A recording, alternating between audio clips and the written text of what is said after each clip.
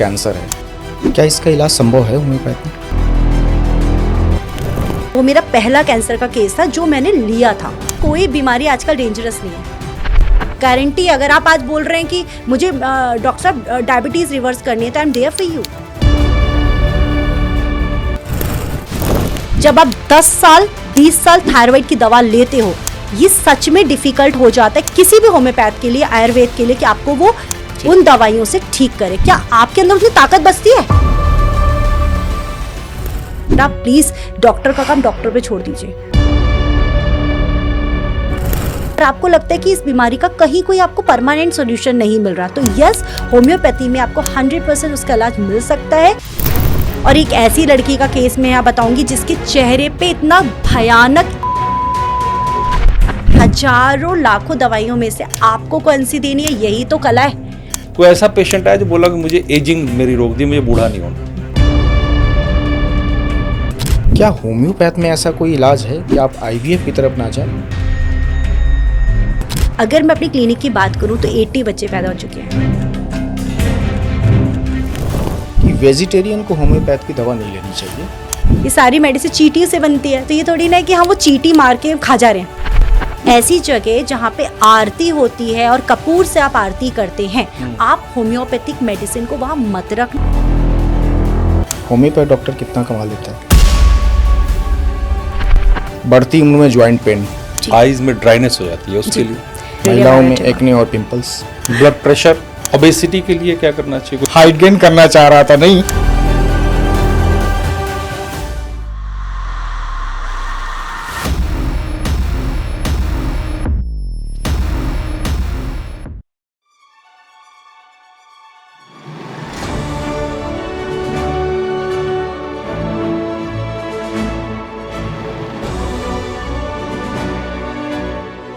नमस्कार। पिछले काफ़ी समय से या पिछले कई सालों से या कई 100 सालों से, जब से ट्रीटमेंट की अलग अलग पद्धतियां हैं, होम्योपैथ, एलोपैथ और आयुर्वेद, इनको लेकर के तरह तरह की बातें होती हैं।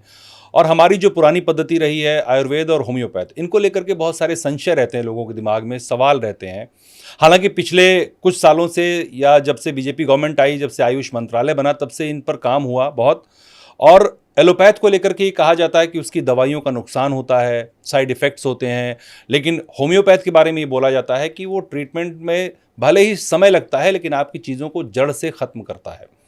तो बहुत सारे सवाल उठते हैं। अभिषेक, कहा जाता है ना कि होम्योपैथ थोड़ा स्लो है ना, प्लेसिबो है, मतलब हाँ। बहुत सारे माइंड में ऐसे दे दिए गए हैं दिमाग में। हाँ। लेकिन कई डॉक्टर से हम लोग जब मिले तो ये पता चला कि स्लो नहीं है। आप अगर प्रोसेस सही कर रहे हैं तो वो जड़ से खत्म करता है। हाँ। जो एलोपैथ है वो तुरंत क्विक असर करता है, लेकिन वो जड़ से खत्म नहीं करता, और उसके साइड इफेक्ट्स भी होते हैं। तो होम्योपैथ को लेकर के जो सवाल हैं आप लोगों के दिमाग में, हमने पूछा, दर्शकों से भी पहले भी हमने एपिसोड किया था, आज हम उन पर बात करेंगे। हमारे साथ डॉक्टर रूपम शर्मा हैं, होम्योपैथ डॉक्टर हैं ये, और एमडी हैं, पीएचडी कर रही हैं। और इनसे हम हर उस सवाल का जवाब जानना चाहेंगे जो लोगों के दिमाग में मिथ है होम्योपैथ को लेकर के, या वो जो उनकी बीमारियां हैं, क्या वो ट्रीट हो सकती हैं, कितना समय लगता है, क्या सबके लिए एक जैसा ट्रीटमेंट है। बहुत सारे सवाल हैं, सब पर बात होगी। बहुत स्वागत है रूपम जी आपका। बहुत थैंक बहुत यू सो स्वागत। Much, thank you so much for having me. कौन सा बेटर, जैसे आप as a homeopath doctor, homeopath better है, एलोपैथ बेटर है, या फिर आयुर्वेद बेटर है? अगर ये सवाल आप एक होम्योपैथ से पूछेंगे तो ऑब्वियस सी बात है, मैं होम्योपैथी बोलूंगी। क्यों बोलेंगे? क्योंकि इसके साइड इफ़ेक्ट्स नहीं है। ये सच में सच है, क्योंकि जिस तरीके से मैंने आपको बताया कि मेडिसिन्स बन रही हैं, एक तो वो क्रूड फॉर्म में नहीं है, तो वो लिवर के लिए टॉक्सिक नहीं है, वो किडनी के लिए टॉक्सिक नहीं है। अब दूसरा होता है इसमें वाटर मेमोरी। तो होम्योपैथी का जो तीन एक तरीके से आजकल साइंटिफिक एक प्रूवन चीज़ चल गई है कि वाटर मेमोरी का कॉन्सेप्ट है, एपिटेक्सियल फिनोमेना है, दूसरा है नैनो टेक्नोलॉजी। तो इतना वो नैनो पार्टिकल्स हैं कि वो टारगेटेड रहता है। अगर माना आप जुखाम के लिए आए और मैंने आपको दवा दी, तो वो सिर्फ आपका जुखाम ही ठीक करेगी अगर वो सिमिलर है मेडिसिन। अगर वो सिमिलर मेडिसिन नहीं है तो वो कोई असर ही नहीं डालेगी, तो it will be zero neutral. आप इसको कंपेयर कैसे कर सकती हैं आयुर्वेद से और एलोपैथ से? आयुर्वेद एंड एलोपैथ से जो एग्जांपल आपने दिया जी, किसी बुखार के लिए, हाँ, तो आयुर्वेद से और अगर एलोपैथ से कंपेयर कर रहा हूँ, हाँ, तो आपका बेहतर कैसे है होम्योपैथ? क्योंकि ये बहुत इंडिविजुअलाइज्ड अप्रोच है। ये बहुत एक तरीके से पेशेंट सेंट्रिक अप्रोच होती है। बुखार के लिए जैसे आपने बोला, माना आप दोनों कहीं घूमने गए, दोनों को सेम तरीके का ठंड लगी, आपको ठंड लगी, आपकी बॉडी में बहुत ज़्यादा पेन हुआ जा रहा है, बहुत ऐसा लग रहा है हड्डी टूट रही है, आपको दर्द उतना नहीं है पर आपको हेडेक बहुत ज़्यादा है। इनको पानी की प्यास बिल्कुल नहीं लग रही है, आपको पानी की प्यास इतनी लग रही है कि मुंह सूखा जा रहा है। बुखार तो दोनों को है और कॉजेशन भी लगभग दोनों को सेम था कि एक ही जगह घूमने गए थे, वही ठंडी हवा आप दोनों को लगी जिससे आप दोनों बीमार हो गए। बट फॉर अस, हमारे लिए दोनों अलग मरीज हैं। हम इंसान की सिम्टम के हिसाब से प्रिसाइज मेडिसिन निकाल के देते हैं। जैसे कि मैंने आपको बताया कि ड्रग प्रूविंग में हुआ क्या है, ड्रग्स की हमें सिम्टोमेटोलॉजीज पता है, इतनी एक्सटेंसिव रिसर्च ऑलरेडी हो चुकी हैं, we have n number of proven medicines. तो अब आप लोग अगर आ पाएंगे तो हम आपसे मिलती जुलती दवा देंगे जिसने प्रूविंग के दौरान वो सिम्टम प्रोड्यूस किए थे, जिसमें प्यास नहीं लग रही थी, शरीर में इतना दर्द था बुखार में कि ऐसा लग रहा था हड्डियां टूट जाएंगी, वो दवा जो ऑलरेडी प्रूव कर चुकी है इस लक्षण को, वो जो हम आपको देंगे, और वो पावर तो देखिए डॉक्टर सेलेक्ट करता है और अपने एक्सपीरियंस से सेलेक्ट करता है। तो जब हम इनको देंगे तो ये ठीक हो जाएंगे, और जिस दवा को हम आपको देंगे वो आपसे सिमिलर होगी। मतलब इतना आप बता रही हैं कि हम, आपकी बीमारी अलग है, हमारी बीमारी अलग है, तो इस लेवल का रिसर्च हो रखा है। एब्सोल्युटली। और मैं हर दिन उस रिसर्च, देखिए एक होता है एडवांसमेंट, हर साइंस एडवांस होती है, पर ये देखिए डॉक्टर हेनीमैन ने 1796 में होम्योपैथी वर्ड को इंट्रोड्यूस की थी, वो दिन और आज हम 2025 में बात कर रहे हैं। इट्स नॉट अबाउट होम्योपैथी में कि हैनीमैन ही अकेले थे, हैनीमैन ने तो 99 मेडिसिन अपने पे प्रूव की थी, पर इतने सारे एलोपैथिक डॉक्टर्स ने इतनी सारी दवाइयाँ, we have medicine from acid group, nitric acid, we have phosphoric acid, आप समझ रहे, ऐसी ऐसी दवाइयाँ हैं जो लाइक हम सोच नहीं सकते कि यार इससे दवा बन सकती है। We have medicine from x-ray, समझ रहे, एक्सरे, गन पाउडर, इन इतनी बेहतरीन दवाइयाँ, स्किन की ऐसी ऐसी बीमारियाँ वो ठीक कर देती है, फोड़े फुंसी तो आप छोड़ ही दो, समझ रहे। We have medicine prepared from every like kingdom, animal kingdom जो मैंने आपको बताया, स्नेक के पॉइजन से दवा बनी हुई हैं। We have medicine prepared from plant kingdom, पेड़ों का तो पता ही है कि होम्योपैथी नेचुरल सिस्टम है कि भाई किसी का पेड़ की छाल में था तो उससे दवा बनी, स्टेम में था उससे दवा बनी है, लाइक लीव्स, फ्लावर, पता है कि ओवरऑल अगर है, जैसे तुलसी, we have medicine prepare for tulsi, पर इट इज़ नॉट लाइक कि हम तुलसी का काढ़ा पी रहे हैं, क्योंकि मैंने आपको पता है होम्योपैथी का प्रिपरेशन अलग है। तो हैनीमैन ने जो होम्योपैथी दी उसमें सबसे, दुनिया को जो सबसे बेहतरीन चीज़ दी है वो है potentisation, preparation of medicine are absolutely different. अब आपने भी सुना होगा, लोग बोलते हैं कि कहीं कुछ ठीक नहीं हो रहा तो होम्योपैथी दिखा लो, तो जब कहीं नहीं ठीक हो रहा तो होम्योपैथी से कैसे ठीक हो रहा है, आप समझ रहे हैं। मैं यहीं पे सवाल पूछ लूँ जी, क्यों ऐसा होता है कि जब आदमी एलोपैथ से हार जाता है तब होम्योपैथ के पास आता है, क्यों लास्ट ऑप्शन होता है, क्यों फर्स्ट ऑप्शन नहीं है? देखिए वो पुरानी बात हो गई। अगर मैं अपनी प्रैक्टिस की बात करूं फ्रॉम लास्ट 10 ईयर्स, तो मैं इतने ज़्यादा एक्यूट केसेस को ठीक कर रही हूँ। आप क्या एक्यूट केसेस में क्या मानेंगे, बुखार मानेंगे, खांसी मानेंगे, कि अगर किसी को बहुत ज़्यादा खांसी है वो रात भर नहीं सो पा रहा है, ये एक्यूट ही कंडीशन है कि खांसते खांसते उल्टियाँ कर देना। बच्चों की कंडीशन में क्या एक्यूट है, डायरिया होना, कि इतना डायरिया ऊपर से खा रहे तुरंत पॉटी हो रही है, ये एक्यूट कंडीशन है ना।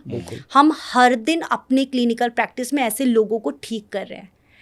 लोगों का कहना है कि मैम इतना इंस्टेंट तो एलोपैथिक दवा काम नहीं करती है, आपने ऐसा क्या दे दिया, क्योंकि हम पे क्या है, हम पे ऐसी मेडिसिन है जो उस तरीके का डायरिया को ऑलरेडी प्रूव कर चुकी हैं। Proven medicine we have, research बहुत ज़्यादा हो रखी है, बहुत ही बेहतरीन रिसर्च हो रखी है, और वो दवाइयाँ हैं, डॉक्टर मर्फी, डॉक्टर एलन, हमारे में HCLN है, बोरिक हैं, बोगर हैं, इन इतनी बेहतरीन काम किया है ना कि मुझे तो देखिए नई भी ड्रग्स हैं, वी हैव न्यू रेमेडीज़ आ रही हैं, बट मेरा जो फेथ है ना, जो पुरानी एक्सटेंसिव रिसर्च है वो इतना है कि हमारे लाइफ टाइम में अगर हम उन रेमेडीज़ और उन टूल्स को यूज़ कर लेना, वही हमारे लिए सफिशिएंट है। इंडिया में तो दो दिखता है, SBL और एक रेकवेगन। है ना? दो ज़्यादा होते हैं। दिखता है हाँ, जी, दो रैकवेक रहते जर्मन है, रैकवेक SBL इन इंडिया शॉवे, की है। एसबीएल इंडिया की, Made बहुत in- अच्छी हैं। मतलब Make in- ज़्यादा दिखता है यहाँ पे यस से। यस आप कुछ ज़्यादा पूछ है। रहे थे। मैं पूछ रहा था कि आपने जैसे कहा कि आप जो प्रूवन दवाएं हैं जी। वो देते हैं, तो किसी बड़े डॉक्टर ने कहा है कि होम्योपैथ के सिर्फ 1% डॉक्टर्स हैं जो अच्छे वेल नॉलेज्ड, जिनके पास ये जानकारियां हैं, है ना, जो दवाएं देते हैं। अब दवाएं सब कुछ हैं, अगर मेरे पास जानकारी नहीं है तो मैं क्या दूंगा किसी को? तो इस पर क्या कहना है आपका? पहली बात तो थैंक्स टू हिम कि उन्होंने एक्सेप्ट किया कि होम्योपैथी प्लेसिबो नहीं है मतलब ये काम कर रही है। हाँ, तो सबसे अच्छी चीज़ तो यही है, क्योंकि हम तो ये बता ही रहे हैं कि भाई अगर कोई चीज़ प्लेसिबो है तो वो किसी का सफ़ेद दाग, पता है ना, विटिलाइगो, हाँ। ल्यूकोडर्मा, वो कैसे ठीक कर सकती है। एन नंबर ऑफ केसेस है हमारे पास सेगमेंटल विटिलिगो में, इतना अच्छा रिजल्ट मिलता है। जो सबसे पहला केस आज से 9 साल पहले जो मेरी क्लिनिक से ठीक हुआ था, सेगमेंटल रिटिगो। विटिलिगो जो होता है ना, सफ़ेद दाग, सफेद दाग ठीक जो है। होता है उसमें क्या होता है, एक तो जनरलाइज होता है जो बहुत ज्यादा एग्रेसिवली पूरी बॉडी पर होता है। पूरी बॉडी पे फैलता है। सेगमेंटल का मतलब होता है कि आप देखोगे यहाँ इतना बड़ा पैच Selective है, portion पे। सेलेक्टिव पोर्शन पे है। एक लड़की आती है, उसके यहाँ पे पैदाइश सफेद दाग था, पूरा सफ़ेद। पूरा सफेद। मैं आपको पिक्चर्स दिखाऊंगी, I can show. Undergoing case है वो। मेडिसिन तरह से मैंने आपको बताया, होम्योपैथी का कॉन्सेप्ट है इंडिविजुअलाइजेशन का। एक तो हमारे पास प्रूवन मेडिसिन है, बट हजारों लाखों दवाइयों में से आपको कौन सी देनी है, यही तो कला है, और यही तो हम सीख रहे हैं, यही तो हम पढ़ रहे हैं। एक जैसे मैंने आपको केस का एग्जांपल दिया, हमारे पास एक मेडिसिन है सल्फर। सल्फर तो पता ही है। तो वो जो पर्सनालिटी थी बच्ची, वो सल्फर पर्सनालिटी थी। अच्छा, सल्फर को सेलेक्ट करने के लिए ना हमें कुछ पॉइंटर्स चाहिए होते हैं। उसमें एक पॉइंटर है कि भाई पूछा कि बच्चे को भूख कैसी लगती है, तो उन्होंने कहा मैम इसे भूख बर्दाश्त नहीं होती है। एक तो ये मीठा बहुत खाती है, दूसरा गर्मी बहुत लगती है सल्फर पेशेंट को, और हाथों से तलवों से आग निकलती है। उन्होंने बताया इतनी ज़्यादा इसको गर्मी लगती है कि अगर जरा भी, आजकल तो खैर गुड़गांव में लाइट जाती नहीं है, बट अगर जरा भी कभी पावर कट होता है या गर्मी बहुत ज़्यादा है, तो ये लिटरली अपने तलवों को, मतलब और अपनी हथेलियों को ज़मीन पे रखती है कि वो ठंडा हो जाए। ये हमारे लिए बड़ा, मेरे लिए बहुत क्लासिकल एक फीचर था सल्फर का। अब इंट्रायूटेराइन हिस्ट्री भी पूछनी पड़ती है, क्योंकि बच्ची है, उसको विटिलाइगो जन्म से है, तो पूछना पड़ा कि मदर की क्या एक्सपीरियंस था भाई इंट्रायूटेराइन लाइफ में, उन्होंने क्या क्या एक्सपीरियंस किया, क्योंकि उस माँ का डर, माँ का गुस्सा, माँ का हर एक जो इमोशन है, वो बच्चे की डेस्टिनी डिसाइड करता है। इसीलिए जो इंट्रायूटेराइन हिस्ट्री है for us to select any medicine is very important. हम उसके हिसाब से काम करते। पूछा, कुछ चीज़ें पता लगी, जैसे कि उसको मीठा बहुत पसंद था, गर्मी बहुत ज़्यादा लगती थी, दूसरों से नहाना पसंद नहीं था। सल्फर जो पेशेंट होता है सर, वो ज़्यादातर, ऐसा नहीं है हर पेशेंट को, उसको नहाना एवर्जन होता है। तो फॉर अस लाइक 3-4 पॉइंटर चाहिए होते हैं। मैंने वो 6th पोटेंसी में बच्ची को दी, and I show the pictures, आपको दिखाऊंगी।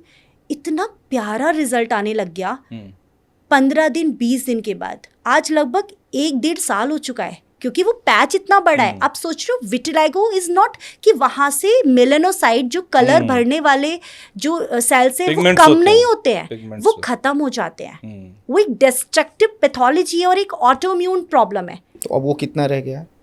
वो ऑलमोस्ट ठीक हो गया, मतलब 75% के अराउंड कवर हो चुका है, और अभी वो कंटिन्यूस ले रही है दवा। और सोच के देखिए, वो उसकी वो जो दवा है ना सल्फर से जो सेलेक्ट हुई हमारी पढ़ाई से, वो किसी की ज़िंदगी बदल रही है।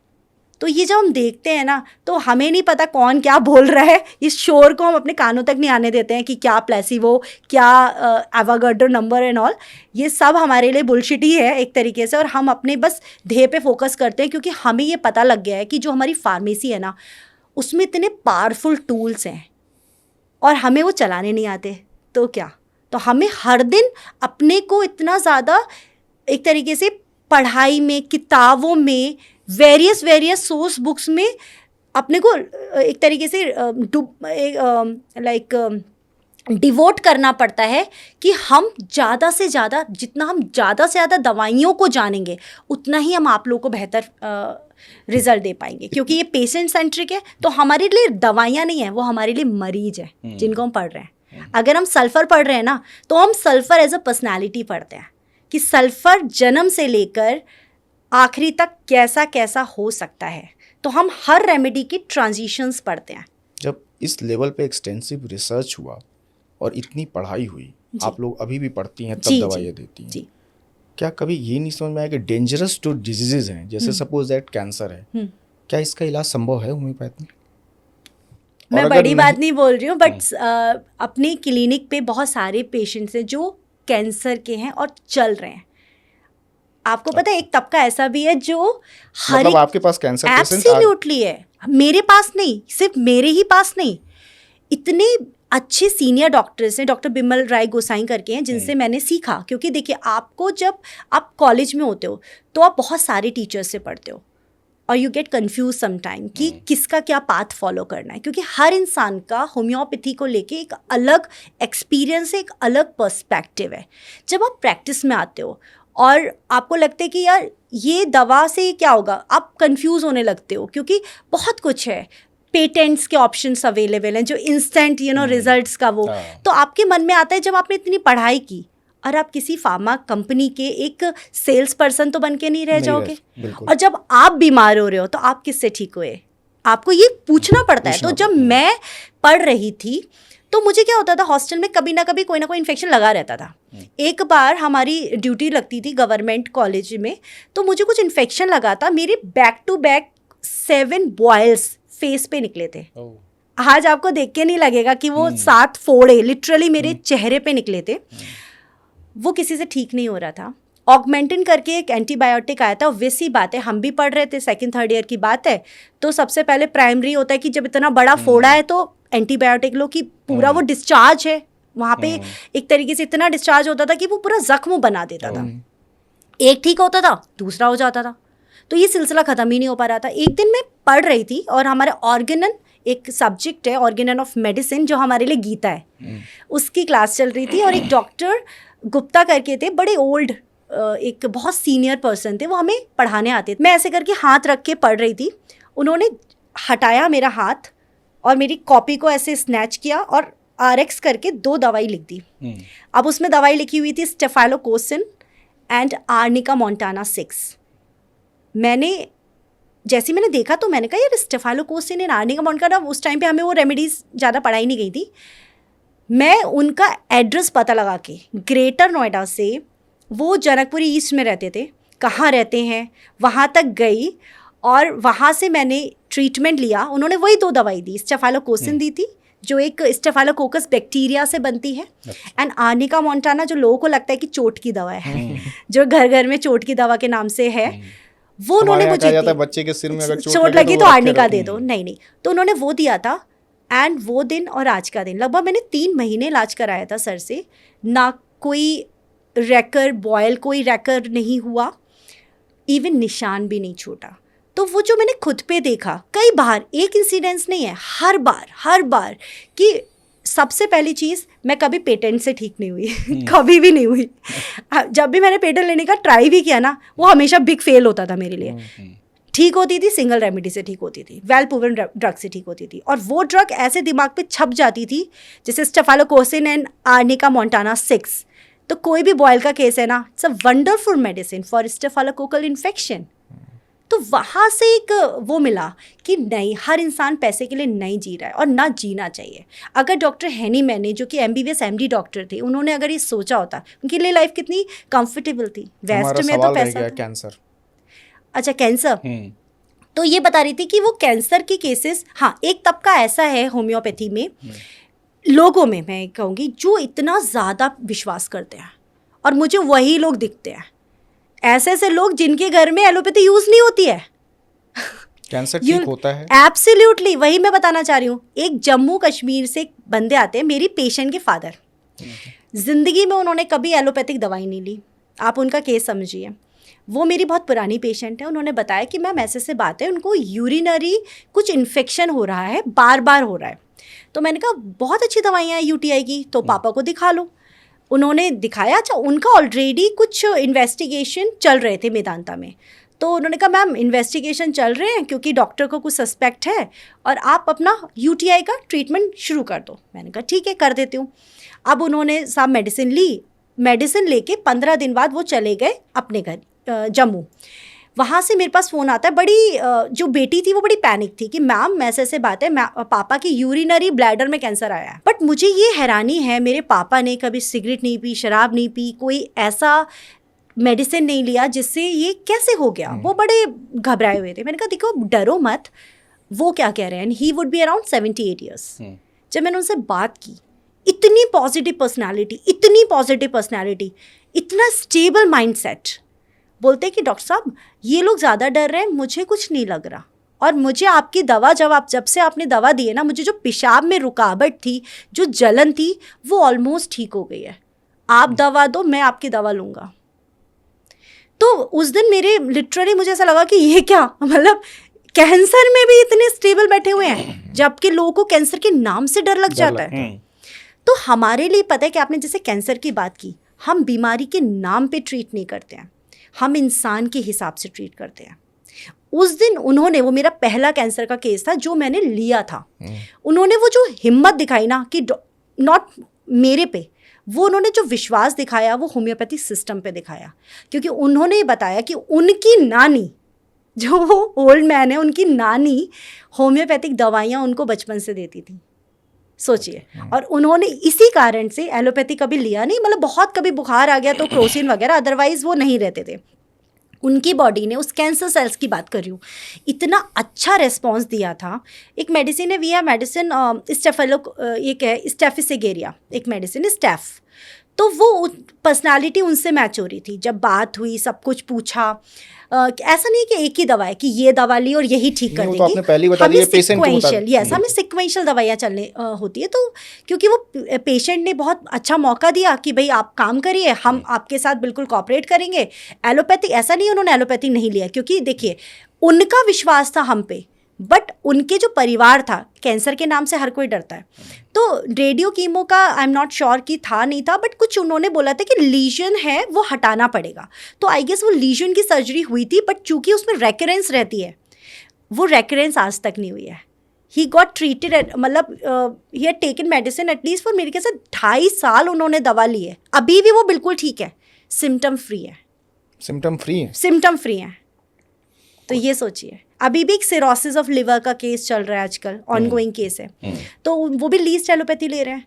क्योंकि देखिए, मैं वही बोल रही हूँ, दुनिया में सब कुछ हो रहा है। जब मैंने क्लिनिक स्टार्ट की थी, मैंने अपने हस्बैंड से बड़ा एक मासूमियत से क्वेश्चन पूछा था कि राहुल, जहाँ वेदांता है वहाँ ये सूर्यदीप हॉस्पिटल कैसे चलेगा? मतलब लाइक हमारे घर के सामने था। तो राहुल ने बोला कि हर इंसान को ना अपने हिसाब का अपना सेगमेंट मिल जाता है। और सच में यही हुआ। जब मैं आई थी तो मैं बिगनर थी, एक बदायूं के एक छोटे, मतलब एक यूपी के छोटे से शहर की लड़की, गुड़गांव में प्रैक्टिस करने आई हूँ। किराए का घर लिया, किराए की घर में आगे की एक कमरे में क्लिनिक का शुरुआत की। सोचा कौन आएगा। अच्छा, सच में इस लेवल से आपने शुरुआत किया? एब्सोल्युटली। गुड। तो ये जगह कि कौन आएगा भाई, जहाँ पे इतने बड़े बड़े डॉक्टर्स ऑलरेडी प्रैक्टिस कर रहे हैं।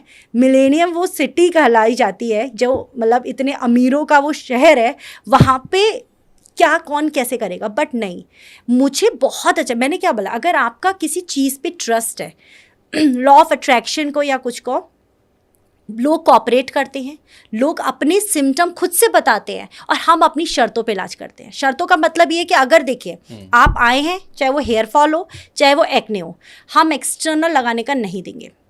हमारे पास कुछ ऐसी चीज़ नहीं है जो सप्रेसिव हो। हम आपकी पर्सनालिटी समझेंगे, जेनेटिक समझेंगे, उसके हिसाब से करेंगे। क्योंकि ये करने से ना, आप ठीक हो नहीं ठीक हो हमें फ़र्क नहीं पड़ता, पर कहीं ना कहीं हमें भी तो रात में सोना है। किस तरह की डेंजरस डिजीज को आप अभी ठीक कर रही हैं? डेंजरस, देखिए कोई बीमारी आजकल डेंजरस नहीं है।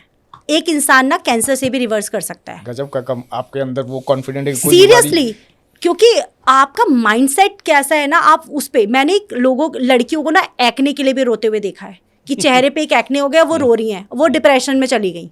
और एक ऐसी लड़की का केस मैं यहाँ बताऊंगी जिसके चेहरे पे इतना भयानक एक्जिमा हो गया था, वो लड़की उससे निकल गई। अच्छा, आप जो कॉन्फिडेंस है आपके अंदर जी, आपको दवाओं को लेकर के, शायद आपका जो ट्रीटमेंट का तरीका रहा हो जी। मैंने बहुत से होम्योपैथ के डॉक्टर भी सुने हैं जिनके पास आप जाओ किसी बड़ी डिजीज को लेकर के, या जो डेली रूटीन की, जैसे डायबिटीज है, कुछ है, तो लोग कह देते हैं कि इसका तो नहीं है, ऐसे डॉक्टर्स को सुना है मैंने, नहीं होम्योपैथ के, जो मना कर देते हैं। देखिए मना तो हम भी करते हैं। हाँ। अगर आप गॉल ब्लैडर स्टोन को लेके आएंगे 8-10 mm के, हम तो जीरो बिल्कुल मना करेंगे, आपको बुरा लगे भला लगे। नहीं, ब्लड प्रेशर के लिए मना कर दिया कि नहीं ट्रीटमेंट नहीं है इसका। अगर ब्लड प्रेशर किसी डॉक्टर ने को मना किया, मुझे नहीं, मुझे मना किया। सुनिए, अगर ब्लड प्रेशर आपका 15 साल से है हाँ, और आपका काम ऐसा है जो आपको ब्लड प्रेशर देता है, आप ठीक नहीं हो सकते। अच्छा, यही तो मैंने सीखा है इतने साल की प्रैक्टिस में। जब मैं नई आई थी तो मुझे लगता था मैं सबको ठीक कर लूंगी, मेरा कॉन्फिडेंस उस लेवल पे था, अरे तुम भी आ जाओ, मैं तो आई एम द बेस्ट, मैं कर लूंगी ठीक। पर नहीं, मैंने एक टाइम बाद मुझे ये रियलाइज़ हुआ कि क्या नहीं करना है। हर किसी को ना ठीक होना है, ना हर कोई ठीक होना चाहता है। आपका बीपी ठीक हो सकता है, पर आप क्या उतना लेवल पे काम करेंगे खुद पे? क्योंकि हर बीमारी का ना 30% मैनेजमेंट का रोल है। ये सारी की सारी लाइफस्टाइल मेटाबॉलिक डिजीजेज हैं। मेटाबॉलिक डिजीजेस में आपका BMI, body mass index, is important. आपका knowing your genetic is important. अगर आपके परिवार में हिस्ट्री है to have hypertensive disorders, cardiac disease, it's better and safe to take allopathy. मैं एक सीधा सवाल पूछता हूँ, कोई इंसान शुगर है किसी को और वो इंसुलिन पे है या सपोज दैट डेली टैबलेट ले रहा है, क्या वो होम्योपैथ में शिफ्ट हो सकता है? अगर रिसेंट में है, कितने लोगों को तो इंसुलिन छूट गया। अच्छा, मेरे पास ऐसे केसेस हैं जिन्होंने शुरुआती तौर पे ही डायरेक्ट, देखिए अभी ना जब से मैंने ये पॉडकास्ट, शुरुआती कितने साल का मानूं मैं? 1 साल। अच्छा, अगर कोई 3 साल, 4 साल, 5 साल, 3-4 साल, देखिए उस पर डिपेंड करता है उसका HbA1c कितना है, आपका शुगर कंट्रोल कितना है। ऐसे लोग आते हैं। देखिए हम लोग, मैंने क्या बताया अभी, मैंने आपको बताया, it's everything is patient centric. हम जिस केस से डील कर रहे हैं उस इंसान को तो जाने कि उसका HbA1c कितना है, मीन्स 3 महीने की शुगर कंट्रोल कितना है। और डायबिटीज़ भी तो 2 तरीके की होती है, एक टाइप 1, एक टाइप 2। तो हम किस बीमारी से डील कर रहे हैं, किस इंसान से डील कर रहे हैं, उसका स्टेट ऑफ माइंड कैसा है, वो क्या रेडी है उन चीज़ों को छोड़ने के लिए जो उसको बीमार बना रहा है। हिप्पोक्रेटिस, फादर ऑफ मेडिसिन, ने यही बोला है कि आप किसी को ठीक कर रहे हो। वही मैंने आपको बताया, 10 साल की प्रैक्टिस के बाद मैंने ये समझ लिया, आप हर किसी को ठीक नहीं कर सकते, क्योंकि हर किसी को ठीक नहीं होना उसका कारण है। आप कारण तो ये है ना कि हर किसी को ठीक नहीं होना, पर ठीक आप नहीं तो होना। हर किसी को ठीक कर सकती है ना, अगर वो ठीक हम होना हर चाहे। किसी को ठीक, हाँ अगर किसी को ठीक है तो डैम श्योर गारंटी, अगर आप आज बोल रहे हैं कि मुझे डॉक्टर साहब डायबिटीज रिवर्स करनी है, तो I am there for you. अगर मैं आपकी हर बात मानने को, homeopathy is there for you, 100% for you. You can reverse your diabetes, you can reverse your hypertension, everything you can reverse. क्या But the problem, pancreas work करना शुरू कर देगा जो खत्म हो चुका है अकॉर्डिंग टू डॉक्टर्स, जो टाइप 2 डायबिटीज होती है लोगों को? अगर बहुत लंबा टाइम से है और आप शुगर लाइक आप बहुत चीज़ें डिपेंड करती है, क्योंकि डायबिटीज़ का ना एक तो ये ऑटोम्यून है, ठीक है, और डिस्ट्रक्टिव पैथोलॉजी है, जैसा कि आपको पता है। दूसरी चीज़ ये होती है कि अगर आप बहुत लंबे टाइम से ले रहे हैं और आप एलोपैथिक दवा ले रहे हैं, तो एक तरीके से आपने एक आउटसोर्सिंग कर रखी है। तो आपका पैंक्रियास तो वैसे भी उसके जो आइसोलेट और लैंगरहैंस वगैरह से जो वो हो रहा है इंसुलिन रिलीज, और वो इतना ज़्यादा हो नहीं रहा है, तो बड़ा डिफिकल्ट हो जाता है किसी होम्योपैथ इन आयुर्वेद पे शिफ्ट करना। समझ रहे, ये रियलिटी है।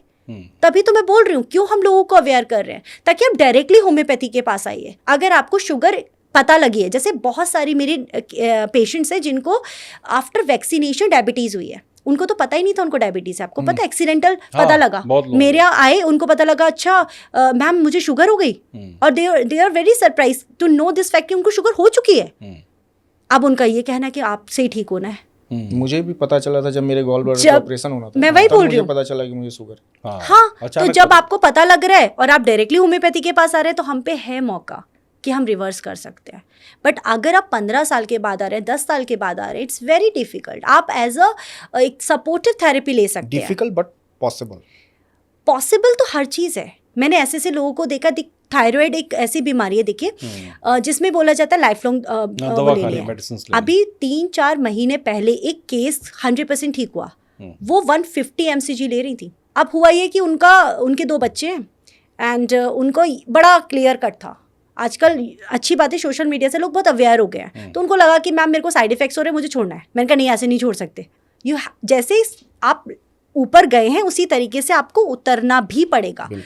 शी टुक मेडिसिन अराउंड लगभग 1.5 साल 2 साल उनका ट्रीटमेंट चला है। 150 से आज 12.5 तक लाने में नीचे उतरे हैं, 150 से 12.5 तभी आप मैं ले बोल आई? रही हूँ यस, गुड। समझ रहे हैं। पर स्टेप बाय स्टेप मेडिसिन दिया, 1.5 महीने के बाद चेक हुआ कि आपका कंट्रोल लाइक 150 पे कैसा है, फिर आपका कंट्रोल 100 पे कैसा है, अलॉन्ग विथ होम्योपैथी। अगर आपका कंट्रोल ठीक आ रहा है तो हम नीचे आते हैं, 75 पे कैसा है, 67.5 पे कैसा है, 37.5 मतलब 50 पे कैसा है, धीरे धीरे करके नीचे आए। और उसको ये लगा कि वो तो अननेसेसरी ले रही है।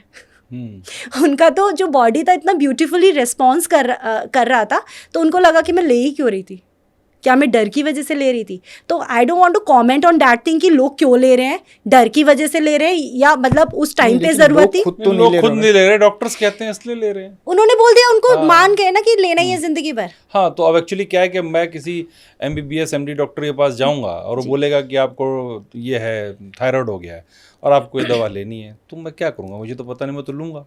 सबसे पहले डरिए मत, अगर थायराइड हाँ, हुई है तो ये सारी चीजों लोग को डर आप जाते हैं। कंट्रोल Actually, कर सकते हैं। जो भी आप समझ, अगर आप अपना असाध्य- लाइफस्टाइल बेटर करते हैं, आप हाँ। अपने, देखिए योगा में भी बहुत शक्ति है, तो ऐसे नहीं है कि हम सिर्फ होम्योपैथी दे रहे हैं। मैं उनको उज्जयी प्राणायाम भी सजेस्ट करती हूँ और डाइट भी सजेस्ट करती हूँ कि भाई ये खाना है, ये नहीं खाना है, क्योंकि हर चीज़ का होलिस्टिक है। बीमारी एक, आपका एक दुश्मन नहीं है, और ऑटोइम्यून में तो वैसे भी दुश्मन आप खुद के हैं।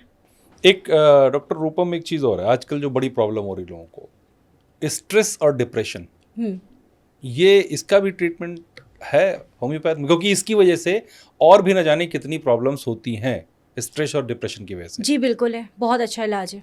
हाँ। हर दिन आते हैं, और कोविड के बाद तो स्ट्रेस और डिप्रेशन बहुत ही ज़्यादा बढ़ गया था। क्लिनिक पे तो ये सिचुएशन हो गई थी कि हर दिन लोगों को हम तो काउंसलर से बन गए थे कि भाई अच्छा। कुछ नहीं होगा, डरिए मत, हार्ट अटैक नहीं होगा। हाँ। जो इतना हार्ट अटैक का फोबिया आज भी परसिस्ट कर रहा है, आज भी वो चीज़ प्रिवेल कर रही है। तो हम हर दिन बता रहे हैं कि भाई ऐसा नहीं है। और होम्योपैथी में बहुत अच्छा, देखिए मैंने आपको क्या बताया, होम्योपैथी का जो कॉन्सेप्ट है वो है होलिस्टिक कॉन्सेप्ट। होलिस्टिक कॉन्सेप्ट का मतलब होता है टोटलिटी के बेस पे।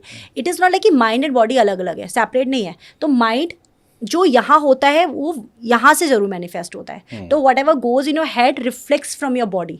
तो बॉडी तो बस एक सिग्नल दे रही है समथिंग इज रॉन्ग ऑलरेडी। यहाँ पे अगर इंसान जितना फिजिकल फॉर्म में बदलती है अगर उसे बीमारी, तो उतना ही वो मेंटल प्लेन पे भी बदलती है। तो अगर आपको माना बुखार हुआ है तो कुछ ना कुछ तो इमोशनल तौर पे भी बदले, या तो आप डल हो गए या आप इरिटेबल हो गए। तो हमें वो टोटलिटी में समझना होता है। अच्छा। समझ रहे हैं? तो स्ट्रेस के लिए आप डायरेक्टली आ रहे हैं या आप इनडायरेक्टली। इनडायरेक्टली का मतलब है अगर आप सोराइसिस के लिए आए हैं, माना वो तो स्किन की कंडीशन है, पर आपको पता है स्ट्रेस का डायरेक्ट उससे लिंक होता है। अगर स्ट्रेस लेते हैं तो सोराइसिस निकल आती है, क्योंकि अच्छा। Skin is a part of our defence system. तो स्ट्रेस जो है वो फिजिकल प्लेन से मैनिफेस्ट होता है। सोराइसिस का भी स्ट्रेस से कनेक्शन है? ये मेरा सवाल था कि psoriasis, eczema, 100% eczema, psoriasis, stress से भी इसका लिंक है। तो अगर आप बहुत लंबा स्ट्रेसफुल कंडीशन, देखिए क्या होता है, गॉड ने स्किन, नेल, हेयर हमारी प्रोटेक्शन के लिए दिया है। तो ये हमारा सेफ गार्ड है। तो कुछ भी अगर अंदर घटना होती है वो अगर स्किन पे आ जाए तो ये ब्लेसिंग मानी जाती है। अच्छा। कि आप माना कोई ऐसी जिंदगी के पड़ाव से गुजर रहे हैं जहाँ से आपको लग रहा है कि ये तो भाई टू मच है, मैं इससे तो कोप अप नहीं कर सकता। अगर एक इंसान को सोराइसिस डेवलप हुई बिकॉज ऑफ जेनेटिक्स और व्हाट, दूसरे इंसान को अगर थायराइड डेवलप हुआ जो कि ऑटोइम्यून है, ये दोनों ऑटोइम्यून है, बट ये एंडोक्राइनल डिसऑर्डर है और ये स्किन का एक इशू है। तो सोचिए कौन ज़्यादा ब्लेस्ड है? जिसको स्किन पर आ गया ऑब्वियस सी बात है, जो स्किन पे आ गया। पहली बात तो जो दिखता है वो इतना जिंदगी के लिए नुकसान नहीं करता। जो एंडोक्राइनल अगर अटैक हुआ है तो वो ज्यादा लेवल पे आपको तंग करेगा, क्योंकि ये एक लाइफ लॉन्ग घटना है। सोराइसिस तो वैसे भी बहुत टाइम के लिए रेमिशन फेज में भी चली जाती है। रेमिशन का मतलब होता है मेनी ईयर्स वो सिम्टम ही नहीं रहता, नहीं आते हैं। हाँ। तो स्ट्रेस से आपकी बीमारियों का डायरेक्टली लिंक है। अच्छा, अब होम्योपैथ में मुझे एक चीज़ समझाइए जी। कि बच्चों को डॉक्टर एलोपैथ में अलग होते जी। हैं, महिलाओं के अलग होते हैं, जनरल फिजिशियन अलग होते हैं, ENT अलग होते हैं, ऑन्कोलॉजिस्ट अलग होते हैं, एक्सेट्रा एक्सेट्रा बहुत सारे। होम्योपैथ डॉक्टर के पास, जो मैं अपना एक्सपीरियंस जानता हूँ, जो मेरे दोस्त साथी एक्सपीरियंस जानते हैं, आप होम्योपैथ डॉक्टर के पास जाइए किसी भी बीमारी के लिए, वो हर बीमारी की दवा ज़रूर देते हैं। तो ये कैसे पॉसिबल है? देखिए हर बीमारी की दवा तो हम नहीं देते हैं। ये आपका पर्सनल होगा, इसलिए कह रही हूँ मैं क्योंकि एक जेनरिक बात कर जी, रहा जी, हूँ। जी। जेनरिक होता है, आप किसी के पास जाइए। आप बिल्कुल सही बोल रहे हैं, क्योंकि होम्योपैथी में ना पहले MD नहीं थी। अच्छा। कारण ये था क्योंकि वहाँ पे सिर्फ बैचलर डिग्री थी। बहुत टाइम तक डिप्लोमा इन होम्योपैथी था, क्योंकि होम्योपैथी जैसे मैंने आपको बताया इट्स अ वेस्टर्न साइंस, ये जर्मन डॉक्टर थे उन्होंने बनाई थी। तो उस टाइम पे जब हैनीमैन के टाइम पे डॉक्टर हॉर्ननबर्गर उनके डिसाइपल थे, उनके टाइम पे प्रैक्टिस करा करते थे, तो वो वेस्ट बंगाल में आए थे। तो एक महाराणा रंजीत है, उनकी वोकल कॉर्ड की कोई पैरालिसिस थी, उनको उन्होंने ठीक करा था होम्योपैथिक मेडिसिन से। वहाँ से मैजिक ऑफ होम्योपैथी एस्टैब्लिश हुआ इंडिया में। अच्छा, वेस्ट बंगाल में। तो फिर धीरे धीरे कॉलेजेस हुए। पहले तो क्या होता था, शौकिया तौर पे लोग प्रैक्टिस करते थे, किताबें पढ़ ली, हिंदी में आती थी, बहुत सारी लिटरेचर हिंदी में आते थे या फिर बंगला में आते थे, तो उस तरीके से पढ़ के माना कोई लॉयर है वो प्रैक्टिस करना शुरू कर देता था अपने लिए और अपने परिवार के लिए, कि छोटी छोटी चीज़ों के लिए, सर्दी खांसी जुकाम बुखार, इन सब चीज़ों के लिए वो घर में मैनेज करने लग रहे थे। अब वो चूंकि क्लिनिकल वैलिडेशन होम्योपैथी का शुरू से बहुत अच्छा रहा है, क्लिनिकल तौर पर हर किसी को पता है, अगर आप आए और आप ठीक होकर चले गए तो भाई आपके लिए तो होम्योपैथी भगवान है, ये बात सच है, बिना साइड इफेक्ट के। तो इस तरीके से होम्योपैथी का विश्वास लोगों में बहुत ज़्यादा होने लग गया, because of its popularity colleges establish हुए, क्योंकि इस सिस्टम का पार्ट बनने लग गया। तो पहले डिप्लोमा इन होम्योपैथी आया, फिर बैचलर इन होम्योपैथी आया। तो आप जो बात कर रहे हैं वो उसी जमाने की बात है जिसमें सिर्फ बैचलर डिग्री होती थी। तो बैचलर में जनरल फिजिशियन हुआ करते थे, तो हेड टू टू सारे सिम्टम चूंकि हमारी रेमेडीज ने प्रूव किए हुए हैं तो वो चीज़ हो जाया करती थी। बट अब क्या है, एमडी होने लग गई। एमडी में तो स्पेशलिटी है, तो स्पेशलिटी में भी जनरल फिजिशियंस हैं। General physician they can take case of anybody, like वो तो ले ही सकते हैं हर बीमारी जो मेडिसिनल लिमिटेशंस में है। अगर कोई सर्जिकल लिमिट, मतलब वो सर्जिकल उसमें जा रही है, तो ऑब्वियसली बात है हमें मना करना पड़ता है, और मना करना ही बेहतर होता है। हर केस में you can not give homeopathic medicine, her case में नहीं दी जा सकती। किसी कहाँ नहीं देना, यही तो सिखाया जा रहा है। क्योंकि इसमें क्या BHMS में है क्या, bachelor in homeopathy medicine and surgery. तो सर्जरी क्यों पढ़ाई जा रही है, कोई चीर फाड़ के लिए नहीं पढ़ाई जा रही, वो इसलिए पढ़ाई जा रही है पता होना चाहिए कि कौन सा केस आपको लेना है, कौन सा केस नहीं लेना है। समझ रहे हैं? तो वो हो गया। दूसरा, अभी MD पीडियाट्रिक्स, तो मेरे खुद के भाई ने वो पीडियाट्रिक्स में MD की हुई है, तो उनका स्पेशलाइजेशन बच्चे हैं। तो ये कितने साल में ये बदला है, मतलब अगर ये अभी बदला है, ये मेरे ख्याल से 7, 8, 10 साल की ही बात है, 10, 12 साल, जब 15 से साल। गवर्नमेंट चेंज हुई, थोड़ा सा आयुष मंत्रालय बना और इन पर फोकस हुआ, तभी से चेंज तो हुआ। MD हो गया, अब तो PhD होने लग गए। तो PhD में जैसे मैंने अपना टॉपिक है वो मेरा स्किन का है। अच्छा, स्किन। हाँ, तो मैंने स्किन में विटिलाइगो पे मैं रिसर्च कर रही हूँ, क्योंकि मेरे पास विटिलाइगो के बहुत अच्छे केसेस है, मैंने आपको बताया था, जिसमें बहुत अच्छे केसेस इंडिया में बढ़ भी रहे हैं क्या, मतलब विटिलिगो? हाँ, बहुत ज़्यादा, मतलब ज़्यादा हो रहा है, क्योंकि ऑटोइम्यून है, और ऑटोइम्यून का तो ज़माना है। इसमें सारी बीमारियां, चाहे थायराइड हो, चाहे लाइक जो भी ल्यूकोडर्मा, ये सारे ऑटोइम्यून डिसऑर्डर, सोराइसिस हुआ, ये सारे ऑटोइम्यून है। तो ऑटोइम्यून के लिए होम्योपैथी अच्छी है। अब मेरा एक सवाल ये है कि आप जैसे पेशेंट से डील करती हैं बहुत सारे, कोई ऐसा पेशेंट है जो बोला कि मुझे एजिंग मेरी रोक दी, मुझे बूढ़ा नहीं होना, बहुत आते हैं। और कोई होम्योपैथी इसमें काम करती है? बहुत सारे आते हैं। बहुत वियर्ड लगता है ये सुन के, क्योंकि देखिए ageing is a natural process, आप उसको डिले कर सकते हो, but you can not avoid your ageing process. और कोई ऐसी दवाई अगर आप ढूंढ रहे हैं कि वो आपको बूढ़ा नहीं होने देगी, कभी बूढ़ा नहीं होने देगी, तो इट्स नॉट पॉसिबल। ढूंढते तो होंगे लोग। हाँ, लोग बोलते हैं मेरे को कि मैम मुझे बूढ़ा नहीं होना, आप ऐसी रिसर्च करो, मुझे बूढ़ा नहीं होना। बट ये सिर्फ इनसिक्योरिटी दिखा रहा है। अगर आप सोच के देखिए, ऐसे लोगों की क्या मानसिकता है, जब कभी उनको कोई भी बीमारी अगर हुई तो उनकी, आपने जैसे बात करी कैंसर, तो भूल जाइए, अगर छोटी छोटी बीमारियों से ही वो डील नहीं कर पाते हैं। तो इनसिक्योरिटी से बेटर ये है, acceptance is the key. Natural processes को आप डिले कर सकते हो। देखिए होम्योपैथी अगर आप छोटी छोटी चीज़ों के लिए शुरुआत से ही ले रहे हैं, तो मुझे लगता है वो इंसान बेटर इम्यूनिटी वाइज रहता है, तो वो लंबा जिएगा। तो लॉन्जेविटी पे तो बड़ा अच्छा काम करती है होम्योपैथी, ये मुझे लगता है। अच्छा। मेरे पास ऐसे लोग आते हैं, मैं लिटरली चेयर से खड़ी हो जाती हूँ जब वो जाते हैं। इतनी अच्छी लेडीज आती हैं, 85 ईयर्स की हैं, और इतनी पॉजिटिव, वो ये बातें बताती हैं कि डॉक्टर साहब, मतलब मेरे पेरेंट्स की मेरे पेशेंट्स की मदर्स वगैरह होती हैं जो बिहार साइड के हैं, जो वेस्ट बंगाल साइड के हैं, बहुत वेरियस अदर जगह भी के लोग होते हैं। वो आते हैं, बोलते हैं कि हमने होम्योपैथी के अलावा आज तक कोई और दवा ली ही नहीं है। अच्छा, इतनी पॉजिटिव होती है, मतलब दिल खुश हो जाता है उनसे मिलके। मतलब हमें भी वो एनर्जी फील होती है जो वो बताती हैं जिस तरीके से, और उनको कोई भी दवा दे दो बड़ा अच्छा रिजल्ट। सब सोच का फर्क है मैम, होम्योपैथी सोच का नहीं फर्क है, शायद वो बचपन से होम्योपैथी ले रही है ना, तो होम्योपैथी को लेके उनकी बॉडी बड़ी अच्छी रिस्पॉन्सिव है। तो अगर आप डायरेक्टली होम्योपैथी के पास आते हैं ना, तो आपकी बॉडी सच में बहुत अच्छा रिस्पॉन्स करती है। ये मैंने खुद पे भी ऑब्जर्व किया और मैं अपने पेशेंट से भी देख रही हूँ। तो 85 ईयर की अगर कोई लेडी है और ज़िंदगी के ऐसे पड़ाव पे वो नेगेटिव नहीं है, वो कड़वाहट नहीं है उनके अंदर, वो आप समझ, वो इतनी पॉजिटिव, ये बहुत मैटर करता है। हमारा काम क्या है, हमारा काम रोगियों से डील करना है। हम हर दिन पेशेंट्स के साथ बैठते हैं, हम अपने बच्चों को छोड़ के, अपने परिवार को छोड़ के बीमार लोगों को सुनते हैं, बीमार लोगों की परेशानियों को ठीक करते हैं। तो आपको नहीं लगता कि वो हमारे लिए नेगेटिव हो सकता है? At the end of the day हमारी एनर्जी ऐसा नहीं लगता खिंच गई। और हम अगर ऐसे लोगों से मिलते हैं जो इतनी इतनी खराब परेशानियों को, जैसे आपने कैंसर की बात की, प्रोस्टेट की, कोई भी ऐसी बीमारी के बाद भी अगर वो पॉजिटिव है और वो कड़वाहट अपने अंदर नहीं रख रहे हैं, तो वो हमारे लिए कितना ज़्यादा मोटिवेटिंग फैक्टर है। हमें भी बड़ा रिचार्ज महसूस होता है कि wow, you can reverse your anything.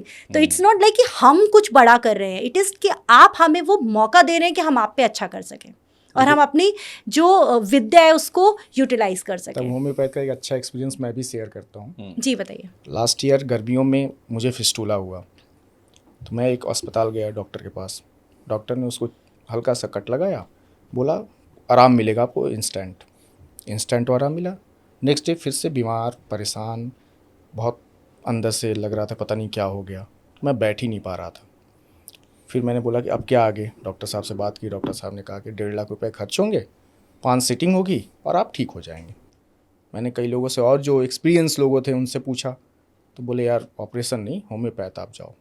फिर मैं होम्योपैथ गया और आप विश्वास कीजिए 3 महीने में ही मैं बिल्कुल ठीक हो गया। और आज आपके सामने, मतलब साल हो गए लेकिन प्रॉपर बैठता हूँ, कोई दिक्कत नहीं होती और मुझे लगता है कि वो बीमारी जड़ से ख़त्म हो गई। तो मैं ये फील करता हूँ, फील है मेरी कि मेरे वो 1.5 लाख रुपए बचे और मैं शायद कहीं ना कहीं एलोपैथ में अगर डॉक्टर के पास जाता तो लुटने से बच गया। ये मेरा अपना एक्सपीरियंस। बहुत बढ़िया। और मुझे ऐसा लगता है कि लोगों को इस तरीके के एक्सपीरियंस को वोकलाइज करना पड़ेगा। लोगों को अपने एक्सपीरियंस शेयर करने चाहिए कि हम हमेशा हर चीज़ के नेगेटिव एस्पेक्ट पे तो बात करते हैं कि इसका प्लेसिबो है, ये काम नहीं करती है, वो कभी उन लोगों की आवाज़ भी तो लोगों तक पहुंचनी चाहिए जो लोग ठीक हुए हैं। आप समझ रहे हैं? तो सोचिए कि जैसे होता है ना, प्यार बांटोगे तो प्यार मिलेगा। तो क्यों ना हम ऐसी चीज़ों को डिस्कस करें, सोशल मीडिया पे डिस्कस करें कि हाँ मैं भी होम्योपैथी से ठीक हुई तो हूँ। फिर यही सवाल आ जाता है कि क्यों लोग फिर होम्योपैथ को बदनाम करते हैं, क्यों ये कहते हैं, या कौन लोग हैं जो बदनाम करते हैं? यार ये तो मुझे भी नहीं पता कौन लोग हैं बदनाम कर रहे हैं, क्योंकि मैंने आपको बताया कि मैंने तो अपने एक शील्ड की हुई है। क्योंकि अगर हम लोगों की शोर को सुनेंगे तो हम फोकस कैसे कर पाएंगे? हम तो हर दिन अपेयर हो रहे हैं ना लोगों के सामने, और हम तो इतनी चैलेंजिंग चीज़ों के साथ कर रहे हैं, हमें तो खोज भी करनी है। डॉक्टर हैनीमैन और उनके साथ के लोगों ने तो अपना काम कर दिया, पर व्हाट अबाउट मतलब यंग जनरेशन? या तो आपके पास एक ही दिमाग है और आप हर चीज़ नहीं रख सकते। अगर आपको रोज़ सुबह अपने घर की कचरा हटाना पड़ता है ना, तो अपने दिमाग में अगर हम वो चीज़ें रखेंगे जो नेगेटिव हैं, तो हम पॉजिटिव एस्पेक्ट्स पे कभी ध्यान नहीं दे पाएंगे। देखिए ऐसा क्या क्यों है कि एलोपैथ में हर चीज़ को चीर फाड़ की जाती है, हटाया जाता है, और होम्योपैथ और आयुर्वेद में हम लोगों ने एक आयुर्वेद डॉक्टर के साथ भी किया था, उनका भी यही कहना था कि होम्योपैथ सबसे पहले उसको ठीक करती है, हील करती है और धीरे धीरे वो ठीक हो जाता है। यही तो बताया था डॉक्टर हैनीमैन का जो ड्राइविंग फोर्स था होम्योपैथी बनाने का और एलोपैथी छोड़ने का, वो यही था। इंसान को इंसान की तरीके से समझिए। अगर मैं आपको एज अ बॉडी ट्रीट करूँगी तो वो एस्पेक्ट है, तो वो ट्रीटमेंट का मेथड है। ये पार्ट खराब है तो यही पार्ट खराब है, nothing to do with your mind. पर अगर हम इंसान को इंसान समझ के ठीक करेंगे तो आप समझ रहे हैं, तो हम उसको पूरी तरीके से ठीक कर पाएंगे। और हमें इंसान को समझने के लिए उसका जेनेटिक, क्योंकि आज आप जैसे दिख रहे हैं, आपके बाल कैसे, आपकी आइज़ का कलर कैसा, आपका स्किन का कलर कैसा है, ये सब आपकी जनरेशन, आपके एंसेस्टर्स की एक्सप्रेशंस को आप मैनिफेस्ट कर रहे हैं। तो अगर हमने उस लेवल पे आपको समझ लिया तो हम आपको 100% ठीक कर सकते हैं।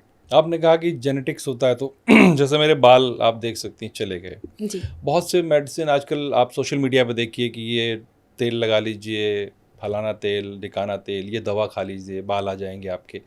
क्या ऐसा होता है? क्या होम्योपैथ में ऐसा कुछ है कि मेरे जो बाल चले गए ये आ जाएं, या जो जा रहे हैं वो रुक जाएं? क्या है इसका सत्य, क्या है, सच क्या है इसका? जा रहे हैं वो तो रुक जाएंगे, ये तो मेरी गारंटी है, बट जो जितने एरिया के गए हैं वो नहीं आएंगे। ये हेयर लाइन जो चली गई नहीं आएगी? नहीं, वो रिसीडिंग हेयर लाइन नहीं ठीक होती है। मैं अपनी होम्योपैथी से बात कर सकती हूँ। हाँ, देखिए जो होम्योपैथी। मेरा एक्सपीरियंस है, मुझे नहीं पता what other folks are doing या अदर डॉक्टर्स का क्या एक्सपीरियंस है। मैं अपने एक्सपीरियंस के हिसाब से बता रही हूँ। जो इस तरीके के केसेस होते हैं आमतौर पे मैं उन्हें अगर उनका अप्रोच ये है कि मैम जितने हैं उतने रख दो, इतने में 10 साल तक मैं चला लूँ, 20 साल तक चला लूँ, वो मेरे पास है। क्योंकि हमारे पास ऐसी मेडिसिन है, अगर आप पहले आए होते तो ये डैमेज नहीं होता। जैसे कि आप हैं, आपको हम बचा सकते हैं।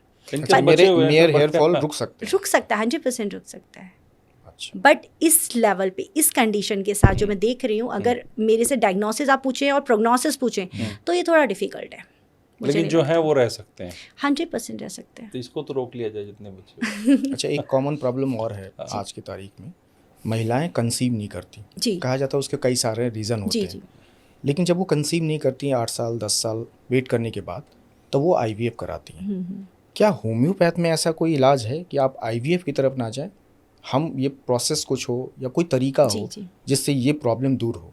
क्योंकि ये प्रॉब्लम्स खासकर शहरी कल्चर में, शहर में बहुत ज़्यादा बढ़ते जा रहे हैं।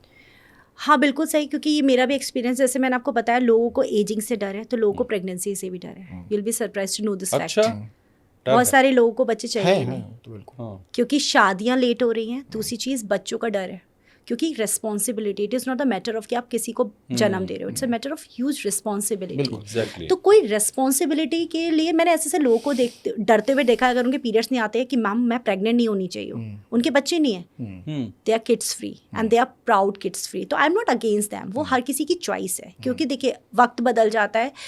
आजकल जो जिस तरीके की कल्चर है वो बड़ी डिफरेंट है।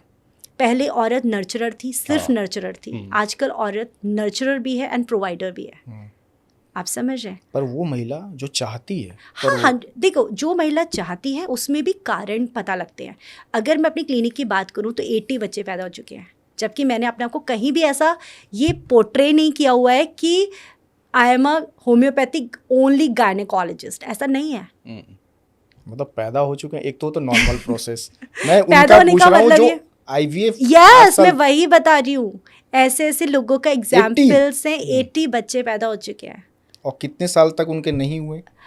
देखिए ऐसे एक तो केस बहुत ही पुराना, मैंने मैं कई एक प्लेटफॉर्म केस ही पे जानना बोला था, चाह रहा यस, इंटरस्टिशियल सिस्टाइटिस था उस लेडी को, उसकी ऑलरेडी एक डॉटर थी, तो वो she wanted to conceive another one, तो वो नहीं हो पा रहा था, जिसकी वजह से वेरियस इन्वेस्टिगेशंस हो रहे थे। उनको बाद में पता चला कि उनको इंटरस्टिशियल सिस्टाइटिस है, क्योंकि उसमें यूरिन में बर्न, जलन, बहुत सिम्टम रहते हैं। तो फिर फिलहाल उन्होंने छोड़ दिया कि ये तो होने नहीं, और ट्यूबल ब्लॉकेज का भी वो था उनके केस में। तो फिलहाल वो मेरे पास आई कि मैम इंटरस्टिशियल सिस्टाइटिस क्या ठीक हो जाएगा, ऐसे ही उन्होंने मुझसे क्वेश्चन पूछा था। बहुत मेरी लव्ड पेशेंट है, जब ये सुनेंगी तो वो समझ जाएंगी कि किसके बारे में मतलब बात हो रही है। तो अब क्या हुआ, वो आई, 3-4-5 महीने लगे से इंटरस्टिशियल सिस्टाइटिस के जो सिम्टम्स थे वो बहुत सीवियर थे। शुरुआत में ही 10-12 दिन में रिजल्ट आने लग गया था। अच्छा, उनका भी टारगेट नहीं था कि प्रेगनेंसी, क्योंकि प्रेगनेंसी तो उनको लगा अब हो ही नहीं सकता। ये मान के चली, वो मान के चल गई, क्योंकि नो था। जो अगर कन्वेंशनल साइंस की बात की जाए तो उनमें था कि अब आप IVF ही एक मात्र रास्ता है, जो कि वो अपनाना नहीं चाह रही थी। उनके लिए था कि नहीं, I want to remain fit, मैं नहीं जाऊंगी। हर किसी को IVF प्रोसेस नहीं समझ आता, तो उनका ये था कि मैम मुझे फिट कर दो, इंटरस्टिशियल सिस्टाइटिस जो मेरी है, जिसके लिए मैं आपके पास आई हूँ, वो ठीक कर दीजिए। आपको पता है 1.5 साल बाद she is blessed with a baby boy. आज वो 5 साल के हो चुके हैं। अब वो सोचिए, हमने तो उनको ट्रीट किया था इंटरस्टिशियल सिस्टाइटिस के लिए, और उनका और वो पता है, जब भी कुछ वो बच्चा एक्टिविटी करता है वो मुझे शेयर करती है, आपका बेटा। तो मैं क्या अपने दर्शकों को ये बता सकता हूँ कि अगर किसी दर्शक के साथ अगर कोई ऐसा इश्यूज है जो 8 साल 10 साल, वो आपके पास एक बार कंसल्ट कर सकते हैं। आ सकते हैं। देखिए क्या होता है वो मैं बता दूं, क्योंकि हम किसी को भी फॉल्स होप नहीं देते हैं। बिल्कुल बिल्कुल।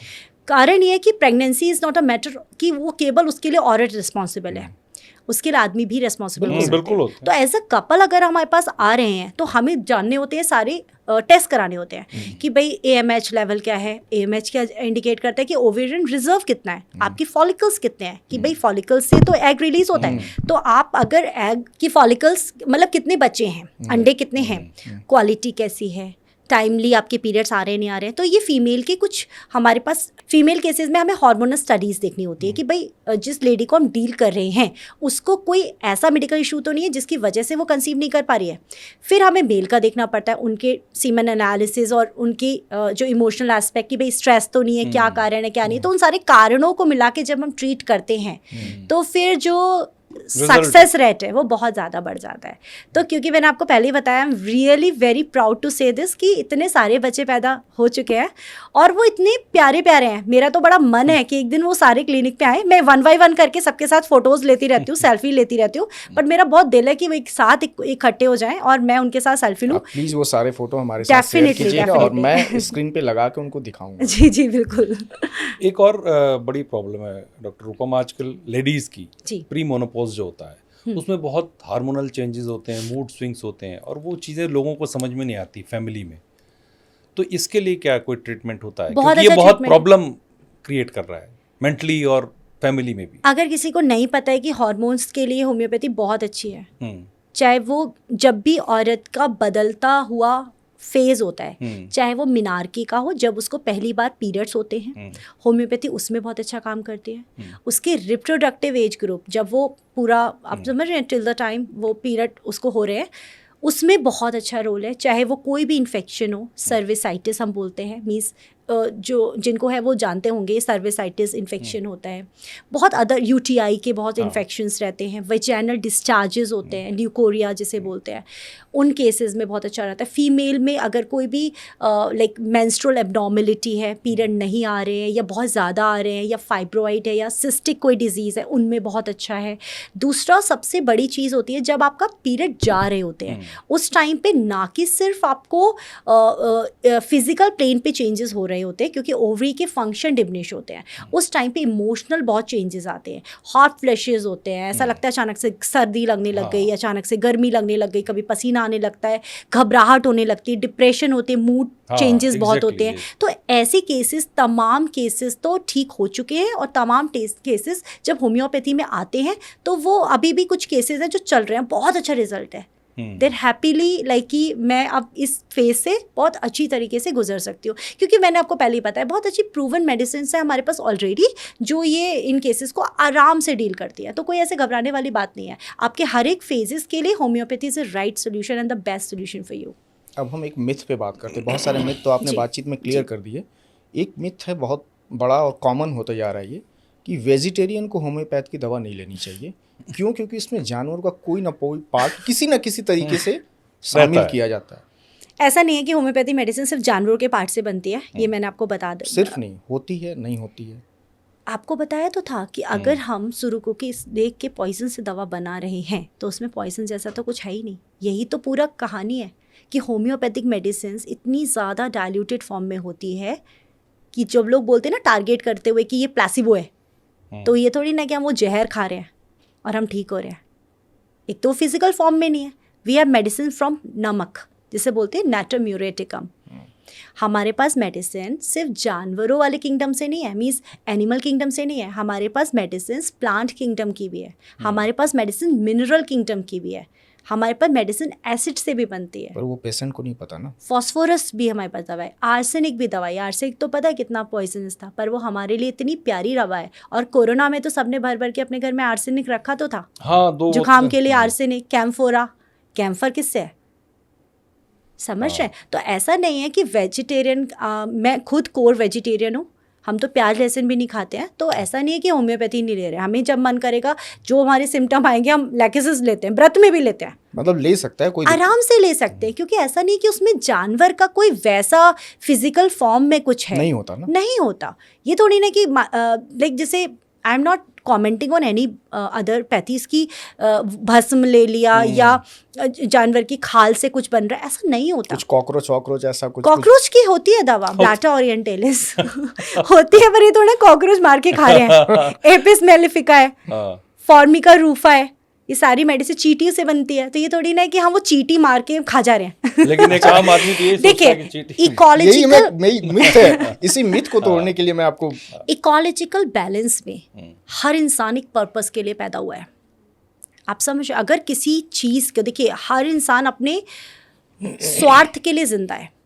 जब वो पैदा होता है, जब तक वो मरता है, उसको फियर ऑफ डेथ रहता है। हमारी पूरी कहानी तो उस डर से खत्म, डर से भाग रहे हैं ना, कि हम मर ना जाए, बूढ़े ना हो जाए का क्या मतलब है, मर ना जाए।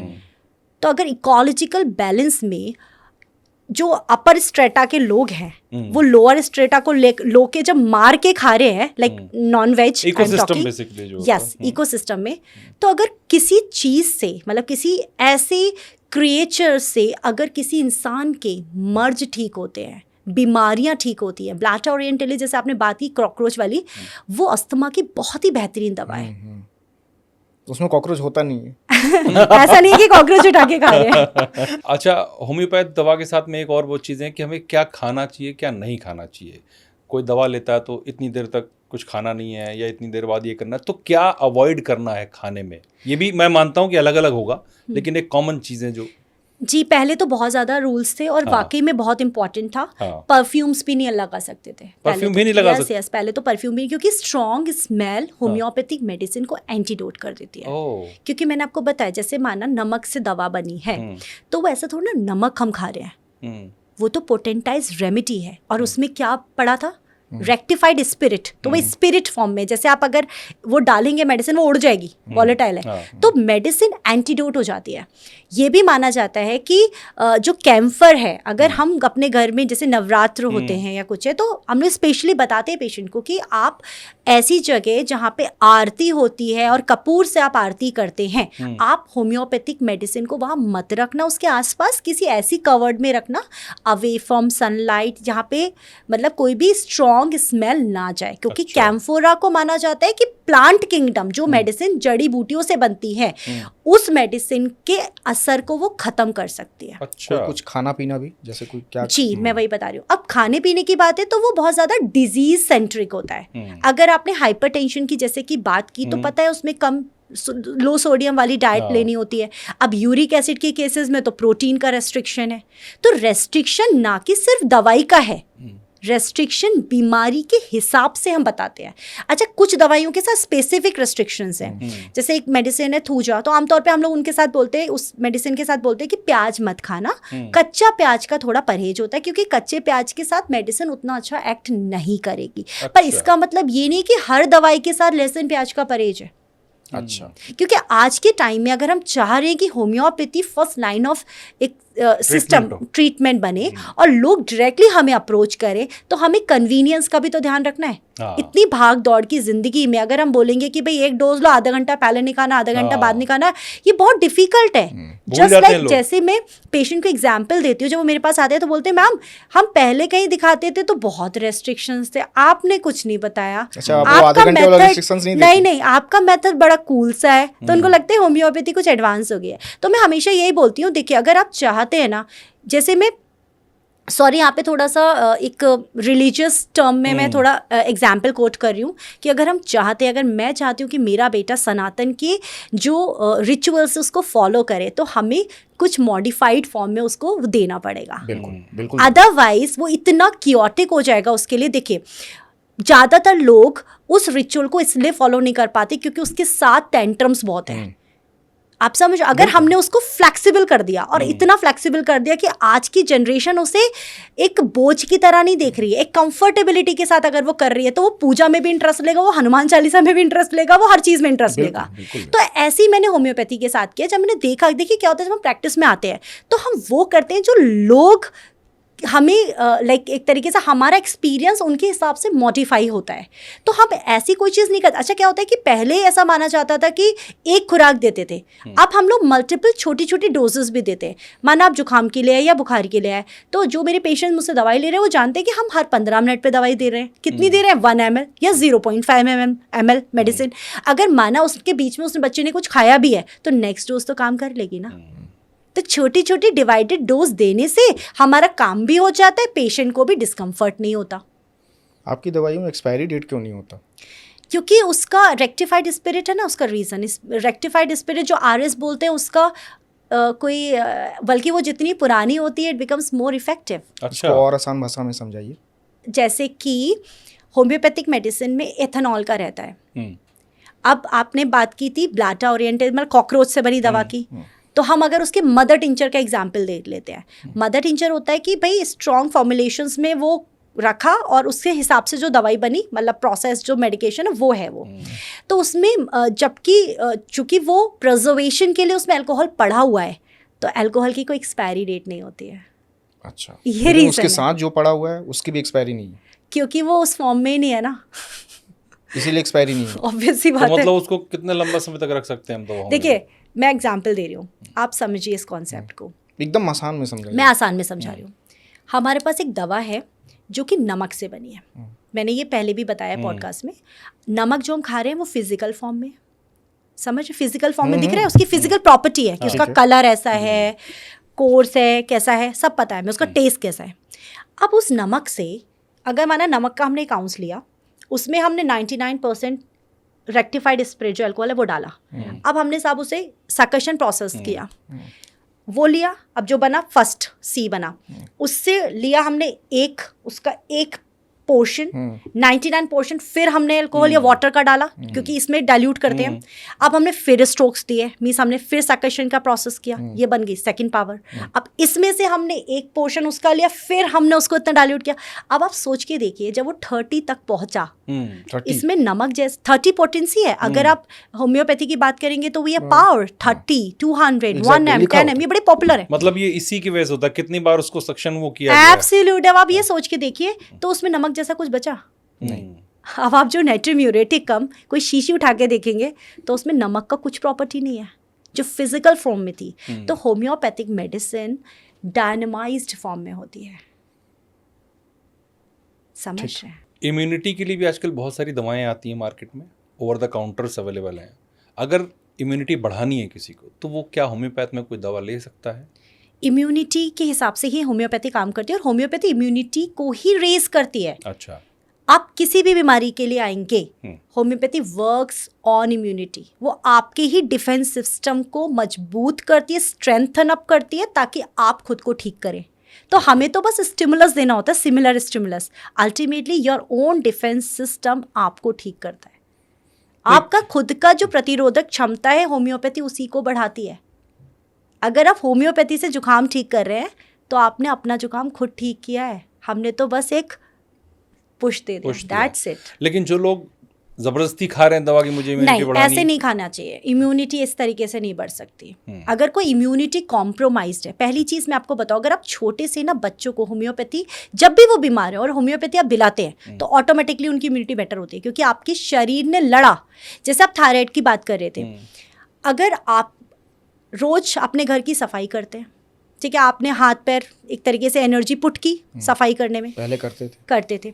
अब भाई आपने किसी मेड को रख लिया तो आप तो इनर्ट हो गए, भाई आप तो कुछ कर नहीं रहे, अब क्या कर रहे हैं आप? कुछ भी नहीं कर रहे। अब जिस दिन वो मेड नहीं आएगी, आप शेक रो, क्या करूं, कैसे करूं, मेरे से तो हो नहीं रहा, यू विल बी पैनिक कि क्या हो रहा है मेरे साथ। Same goes this thing. Homeopathy अगर आप थायराइड के लिए लेते हैं तो हम उस वाई तक काम करते हैं कि why your thyroid is working against you. मतलब ये है कि एक तो होता है थायराइड में हाइपोथायरॉयडिज्म जिसे हम बात कर रहे हैं, तो उसमें क्या होता है, TSH बढ़ जाता है, that is thyroid stimulating hormone. अच्छा, क्या होता है, ये सारा जो सिस्टम है ना हमारी बॉडी में बड़ा ब्यूटीफुली डिजाइंड है। होता ये कि एक ग्लैंड है छोटी सी, हाइपोथैलेमस, जो कि ब्रेन में है। हाइपोथैलेमस से वो रिलीजिंग हार्मोन, स्टिमुलेटिंग हार्मोन का करता है। अब क्या होता है, वहाँ से हाइपोथैलेमस पिट्यूटरी को सिग्नल देता है, पिट्यूटरी से सिग्नल जाता है अपने थायराइड के उसमें। तो TSH का बढ़ने का मतलब है जो स्टिमुलेटिंग हार्मोन बढ़ रहा है, इसका मतलब आपका थायराइड ग्लैंड T3 T4 जो कि एक थायराइड हार्मोन्स है उनको कम बना रहा था, जिसकी वजह से ऊपर से ज़्यादा सिग्नल आ रहा है। अच्छा, उसको कंपनसेट करने के लिए स्टिमुलेटिंग हार्मोन बढ़ गया है। तो बॉडी खुद से रेगुलेटरी मैकेनिक्स है, बॉडी के अंदर सेल्फ रेगुलेटरी मैकेनिज्म ऑलरेडी चल रहा है। तो बीमारियां आपकी दुश्मन नहीं है, जो पैरामीटर ऊपर नीचे हुए हैं वो आपको बचाने के लिए हुए हैं। वो वेट नहीं कर रहा है कि आप लड़ो, होम्योपैथी लेना है, आयुर्वेद लेना है, एलोपैथी लेना है, खुद से बचा रहा है। समझ रहे हैं? तो अब जो TSH जिसका बड़ा, हमने उसको मेडिकल टर्म दी कि भाई हाइपोथायरॉयडिज्म है। हाइपोथायराइड में आमतौर पे T3 T4 कम है, जिसकी वजह से TSH बढ़ रहा है, क्योंकि ऊपर से सिग्नल ज्यादा उनको देना पड़ रहा है। क्लियर, स्टिमुलेटरी हार्मोन ज्यादा बॉडी प्रोड्यूस कर रही है। अब हमने क्या करना है, अगर आप होम्योपैथी पे डायरेक्ट आए तो हम यहाँ से फिक्सेशन करते हैं। एक तो इमोशनल स्ट्रेस इंपॉर्टेंट है, क्योंकि ये सिर्फ एंडोक्राइन सिस्टम को अटैक नहीं कर रहा है, हाइपोथैलेमो पिट्यूटरी एंडोक्राइनल जो एक्सिस है वो पूरा डैमेज है, तो उसको हम सिंक में लाते हैं। तो हम आपके शरीर को काम करवाते हैं। उठो, अपना जो सिस्टम है उसको बैलेंस आउट करो, बैलेंस करो, सब सही हो जाए। सब सही हो जाए। अगर आपने थायरोनॉन ले लिया तो इसका मतलब आपने वो मेड हायर कर ली हाँ। जो आपके लिए काम कर रही है। हम्म, आपने आउटसोर्सिंग कर ली उस हार्मोन की, आप नहीं काम कुछ कर नहीं रहे कर हैं। ये कारण है जब आप 10 साल 20 साल थायराइड की दवा लेते हो, ये सच में डिफिकल्ट हो जाता है किसी भी होम्योपैथ के लिए, आयुर्वेद के लिए, कि आपको वो उन दवाइयों से ठीक करे। क्या आपके अंदर उतनी ताकत बचती है कि आप खुद से बोलो कि आज मैं अपना थायराइड ठीक करूंगी? नहीं नहीं, बिल्कुल नहीं बचता। क्या आपके थायराइड ग्लैंड को हार्मोन, अब वो कहाँ बचा नहीं, कुछ भी?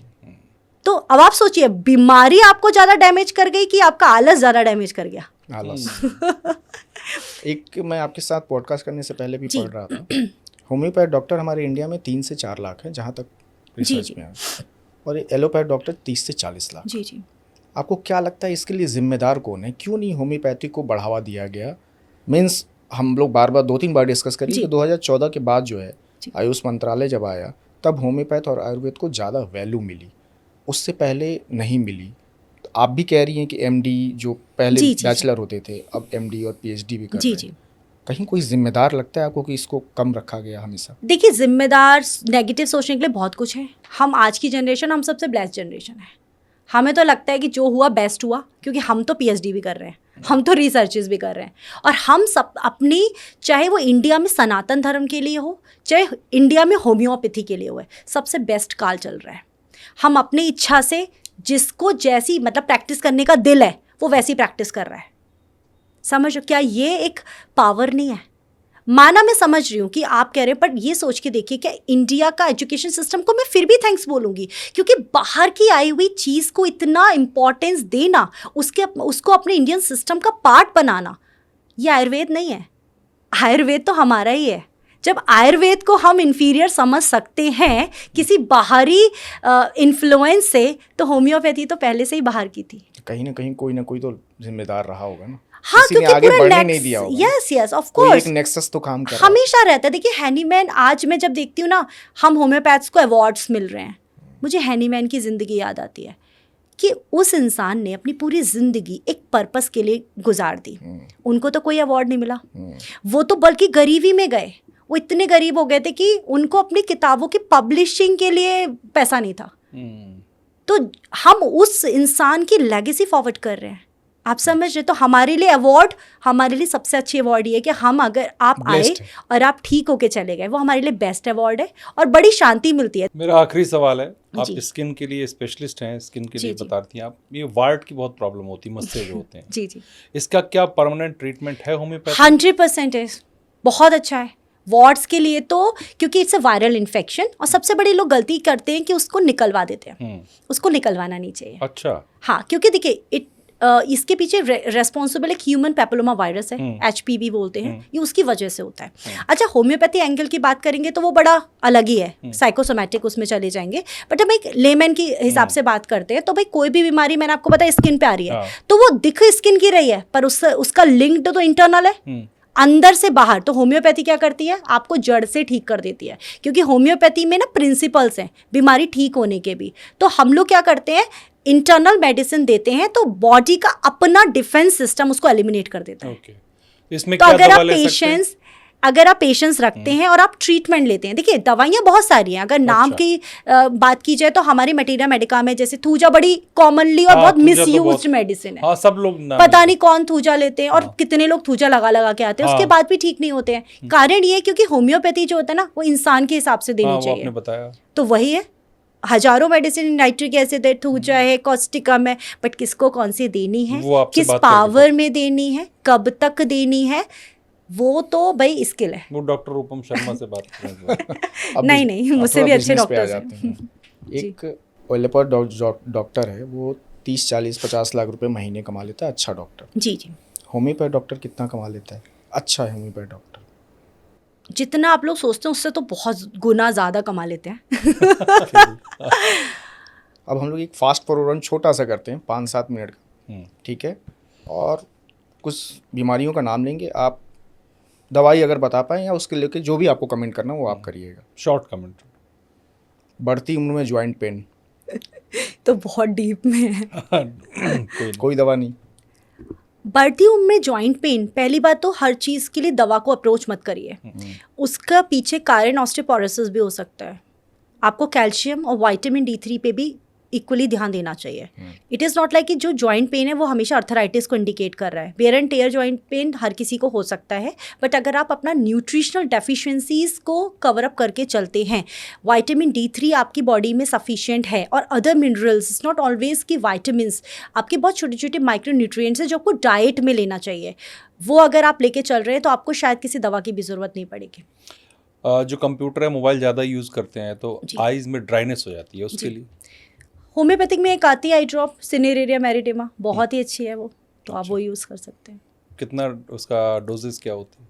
1 ड्रॉप एटलीस्ट, वो डिपेंड करेगा सबका अलग अलग, तो एक एक ड्रॉप करके अगर आप दिन में 2 बार एटलीस्ट डालेंगे तो अच्छा रहेगा। अगर जिसको ड्राई आई से बचना, इट्स अ वंडरफुल रेमेडी। और ये भी एक प्लांट किंगडम की ही दवा है और एक फ्लावर से बनती है, सिनेरेरिया महिलाओं में मैरिडेमा। एक्ने और पिंपल्स, एक्ने पिंपल के पीछे कारण निकालना पड़ता है। अगर वो पीसीओडी की वजह से हो रहे हैं तो उसके अलग दवा है, अलग अप्रोच है। और अगर वो जैसे माना किसी लड़की के पीरियड्स स्टार्ट हुए हैं, प्यूबर्टी एक्ने है, तो उसके हिसाब से दवा होती है। तो दवा जो है, बहुत सारी अच्छी दवाइयाँ हैं, ट्रीटमेंट लेना पड़ता है। एक दवाई के बस का नहीं है कि वो एक्ने ठीक कर दे। वो आपके पास आए पहले। Blood pressure? ब्लड प्रेशर में तो डाइट का पहले रोल है, बहुत इंपॉर्टेंट, डाइट एंड स्ट्रेस और अपने जेनेटिक, आप उस पर फोकस करिए। अगर आपके परिवार में किसी को हाइपरटेंशन है तो आपके भी चांसेस बहुत ज़्यादा है। गुस्से पे कंट्रोल करिए, क्योंकि हर बीमारी अपनी पर्सनालिटी के हिसाब से होती है। अगर आप एग्रेसिव हैं, आप एम्बिशियस ज़्यादा हैं, you are prone to have hypertension, आपको बीपी बढ़ने के चांसेस बहुत ज़्यादा है। आपने देखा होगा जिन लोगों को बहुत जल्दी डर जाते हैं, सबमिसिव होते हैं, है ना, छोटी छोटी बातों में उनका ज़्यादातर लो के साइड पे रहता है। और जो बहुत एम्बिशियस होते हैं, हर चीज़ को क्विक रिएक्शन देते हैं, जल्दी से फट टेम्परामेंट उनका हाई चला जाता है, उनको होता है। तो अपनी बीमारी के पीछे अपनी साइकोलॉजी समझिए, खुद को जानना बहुत इंपॉर्टेंट है किसी भी डॉक्टर को अप्रोच करने से पहले। अगला है गैस, अगर किसी को गैस की बीमारी हो रही है तो गैस की बीमारी तो उसमें आपका मेटाबॉलिज्म का रोल है। तो अगर आपको बहुत ज़्यादा गैस बनती है तो अपने खान पान का ध्यान रखें कि छोटे छोटे मील्स छोटी छोटी ड्यूरेशंस पे लें। और आमतौर पे मैंने औरतों में देखा है कि उनको गैस बहुत ज़्यादा बनती है, क्योंकि उनका जो पहला मील है वो बहुत लेट होता है, पूजा पाठ ये सारी चीज़ों के चक्कर में बहुत ज़्यादा खाली पेट रहती हैं, और अचानक से 12-1 बजे करीब उनका ब्रंच सॉर्ट ऑफ होता है। किसी को हो रहा है तो कोई दवा नहीं है ना, वो भी फिर आपको देखना पड़ेगा। दवा तो देखिए, मैंने वही बताया, पेटेंट्स अवेलेबल हैं, बट मैं चूँकि पेटेंट्स वाली प्रैक्टिस नहीं करती हूँ तो मैं आपको उस तरीके से सजेशन नहीं दे पाऊंगी। और किसी भी प्लीज़ ऑनलाइन प्लेटफॉर्म पे इस तरीके से लेके दवाइयाँ नहीं लें। आप मेडिसिन को प्रूविंग भी कर सकते हैं, तो मेडिसिन की जो प्रूविंग है वो इंसान पे हुई है, तो आप समझ रहे, तो हम ऐसे कैसे बता दें जब हम बता रहे हैं आपको, बार बार ये चीज़ें आपको बताई गई है कि जो होम्योपैथिक मेडिसिन है वो एक हथियार है, एक तरीके से पावरफुल टूल्स हैं। अगर सोचिए वो हथियार हर इंसान के पास आ जाएगा तो क्या होगा। ऐसी सेम चीज़, अगर आप प्लीज़ डॉक्टर का काम डॉक्टर पे छोड़ दीजिए, और जितना हम होम्योपैथी में एक्सटेंसिव पढ़ते जा रहे हैं, रिसर्च करते जा रहे हैं, उतना ही हम समझ पा रहे हैं कि हर एक दवा, चाहे वो सल्फर हो, चाहे वो आर्सेनिक हो, चाहे वो लैकेसिस हो, वो इतनी पावरफुल है, उसकी एक डोज किसी की ज़िंदगी बदल सकती है। तो प्लीज़ आप डॉक्टर का काम डॉक्टर को छोड़ दें, और अपना काम है बस सिम्टम बताना, और रेस्ट डॉक्टर को करने दें। ओबेसिटी के लिए क्या करना चाहिए, कुछ है ऐसा होम्योपैथ में? ओबेसिटी का होम्योपैथी में कुछ मेडिसिन आती हैं जो कि वेरियस डॉक्टर्स क्लेम करते हैं कि उससे फैट लॉस हो जाता है, बट चूंकि मैं ये प्रैक्टिस नहीं करती हूँ इसलिए मैं कोई ऐसा क्लेम नहीं करती हूँ। तो ओबेसिटी अगर आपको है तो कभी कभी ओबेसिटी जेनेटिक होती है, और बहुत सारे कारण उसके पीछे जेनेटिक ही रहता है। हर इंसान एक जैसा नहीं हो सकता, मेरा मेटाबॉलिक रेट अलग तरीके का है, आपका अलग तरीके का होगा।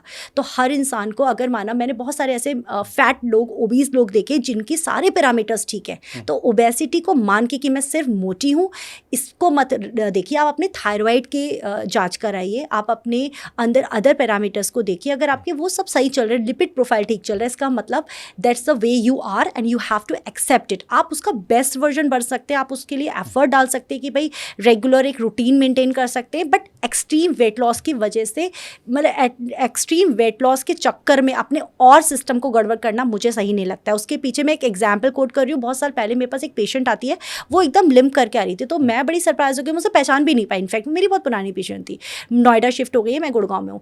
तो उन्होंने बोला कि, मैंने कहा शिल्पी आपको क्या हुआ, मतलब आप ऐसे कैसे? तो उनके हस्बैंड ने बोला कि मैम वो बिल्कुल ठीक थी, ऐसा नहीं था कि बहुत ओवीस थी, बट वो कोई एक ऐसी वेट लॉस डाइट के चक्कर में फंस गई थी जिसकी वजह से उसको ऑस्टियोमाइलाइटिस हो गया था। गलती। तो यही मैं कह रही हूँ कि हर इंसान को पहली चीज़ एक्सेप्ट करिए, आप जैसे हैं, आप अपने अपने में खूबसूरत है। अगर किसी बीमारी की वजह से आप ओवीज हैं तो ऑब्वियस सी बात है हम उसको ट्रीट कर लेंगे, पर अगर आप ऐसे ही हैं, तो ऐसे ही छोटे से ही रहिए। आप गोलू मोलू हैं, तो आपको एक्सेप्ट करना चाहिए, आपका जो है बेस्ट है। अब मैं अगला पूछ ही नहीं पाऊंगा फिर। हाइट गेन करना चाह रहा था, नहीं हाइट गेन के लिए कोई दवाई नहीं नहीं है। है। अब आपने उससे पहले ही ऐसी कमेंट कर दिए कि जैसे गोलू मोलू हो वैसे ही रहो। आपको हर इंसान को अपने जेनेटिक को एंजॉय करना चाहिए। लाइफ बहुत छोटी है, लिमिटेड है। हर इंसान को अपने अंदर पहली बात तो अपनी खूबसूरती पे काम करना चाहिए कि जो हो वो बेस्ट लगे। अगर किसी बच्चे की हाइट इस वजह से नहीं बढ़ पा रही है या अपना वो बेस्ट नहीं बन पा रहा है बिकॉज उसकी इम्यूनिटी पुअर है, वो बार बार बीमार पड़ जाता है, बार बार उसको अंग्रेजी दवाइयाँ लेनी पड़ जाती है, तो यस वी हैव ट्रीटमेंट कि हम उसको उसके बेस्ट तक पहुँचा सकते हैं। पर अगर आप ये एक्सपेक्ट करें कि कोई डॉर्फ जाइंट हो जाएगा तो नहीं ये होगा। पॉसिबल नहीं है। कोई दवा नहीं है इसकी। कोई दवा नहीं है और पता नहीं आगे अगर कोई ऐसी खोज होगी तो पता नहीं, पर अभी तो फिलहाल ऐसी कोई दवा नहीं है। बच्चों को डिवॉर्मिंग करने के लिए जो पेट की दवाई होती, कीड़े होते हैं, उनको मारने हमारे पास होम्योपैथिक में मेडिसिन होती है, वो तो होगा तो सिना एक मेडिसिन बोली जाती है, पर ऐसा नहीं है सिर्फ सिना है। मैंने वही बताया आपको, हर एक चीज के लिए होम्योपैथिक डॉक्टर से Consult। जरूर कंसल्ट करना चाहिए, क्योंकि सिना एक बहुत कॉमनली यूज्ड मेडिसिन है कि भाई सिना ले लो डिवॉर्मिंग होगी, ऐसा नहीं है। मैंने बहुत सारे केसेस में सिना से पिगमेंटेशन को भी ठीक किया है। अच्छा, तो वही तो मैजिक है कि एक दवा सिर्फ एक चीज़ पे काम नहीं कर रही है, वो दवा हेड टू सारे सिम्टम्स को प्रोड्यूस कर सकती है जो उसने ऑलरेडी मैटेरिया मेडिका में प्रूव किए हुए हैं। तो अगर हम अपनी लिमिटेड नॉलेज और लिमिटेड जानकारी से अगर हम किसी रेमेडी को पढ़ने की भी कोशिश करते हैं ना, तो हम भी फेल हो जाते हैं। तो सोचिए आप एज अ जनता तो कितना डिफ़िकल्ट हो जाएगा। जो एक पैथी एक इतने लर्नेड लोगों ने बनाई, आप उसको प्लीज़ उसकी कम से कम उसको अगर रेस्पेक्ट देना है ना, तो बस इतना कर लीजिए, किसी भी दवा को लेने से पहले एक बार डॉक्टर से ज़रूर पूछ लें कि क्या ये दवा मुझे लेनी चाहिए। अदरवाइज टीदिंग में मैं देखती हूँ हर इंसान कैलकेरिया फॉर 6X, हर इंसान थूजा के लिए वॉट्स के लिए उनके लिए थूजा हो गई। तो ये चीज़ ठीक नहीं है, क्योंकि हम देख रहे हैं आप थूजा को प्रूव भी कर सकते हैं। अगर माना एक साइड इफेक्ट तो डिफरेंट चीज़ हो गई है, पर मैंने क्या बताया कि होम्योपैथिक मेडिसिन तो इंसान पे प्रूव हुई है, प्रूविंग उसकी किस पे हुई है, इंसानों पे हुई है। तो अगर आपके थूजा के सिम्टम ये वॉट से मैच नहीं हो रहे हैं, तो आपके अंदर थूजा के अदर सिम्टम्स भी तो आ सकते हैं, और आपको लगेगा कि ये साइड इफेक्ट नहीं आ रहे। साइड इफेक्ट क्या मतलब क्या है, आप तो मेडिसिन को प्रूविंग कर रहे हैं, तो क्या फ़ायदा उस चीज़ का। तो 100 बात की एक बात है कि अपने आप दवा ना लें। आप होम्योपैथ की दवा लेनी है तो डॉक्टर रूपम शर्मा से संपर्क करें, या जो भी आपके अच्छे डॉक्टर हैं आपको लगते हैं होम्योपैथ में, उनसे बात करें, उसके बाद दवा लें। और मेरी रिक्वेस्ट है कि आप हमारे पेज को लाइक सब्सक्राइब करें और अपने कमेंट्स ज़रूर दें, ताकि हम उस सुझाव को आगे अमल में ला सकें और सुधार कर सकें अपने शोज़ में। बहुत बहुत धन्यवाद आपका Rupam Sharma. Thank you so much, thank you so फिर मच। आपसे बात होगी किसी मुद्दे पर कभी, जब दोबारा। नमस्कार। नमस्कार।